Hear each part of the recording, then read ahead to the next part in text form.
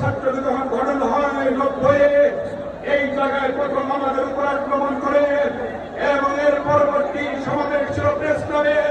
সেই প্রেস ক্লাবে দাঁড়িয়ে যখন আমরা বক্তব্য রাখছি পেশাজীবীদের নিয়ে, সেদিন আজকে বিএনপির ভারপ্রাপ্ত চেয়ারম্যান দেশ নায়ক তারেক রহমানকে তার ভবনে ঘেরাও করে এরশাদ নির্যাতন করেছিল, তাকে লাঠি পিটা করেছিল, তারপরে নিপীড়ন করেছিল।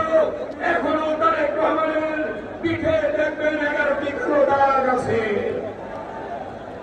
তারেক রহমান সেদিনও কিন্তু আন্দোলনের কর্মসূচিতে অংশগ্রহণ করেছে 90-এ। তার পরবর্তীতে যাবেন, তার পরবর্তী ধ্যান দীর্ঘ 16 বছরের প্রায় 1 দশক দেশ নায়ক তারেক রহমান আন্দোলনের কর্মসূচি ঘোষণা করেছেন। সেই আন্দোলনের মধ্য দিয়ে আপনারা দেখেছেন যে কথাটি সুদূর প্রসারী চিন্তা করে বলেছিলেন তারেক রহমান